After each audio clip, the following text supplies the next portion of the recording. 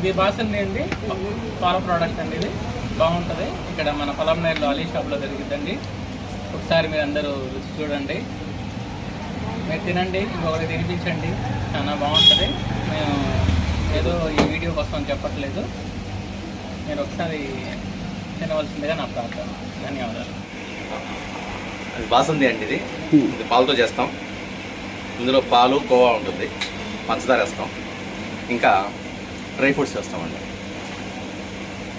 పొలంనేరులో మా దగ్గర మాత్రమే దొరుకుతుంది. ఇంకా మా దగ్గర ఫ్రెష్ జ్యూసులు ఉంటుంది, టీ కాఫీ దొరుకుతుందండి.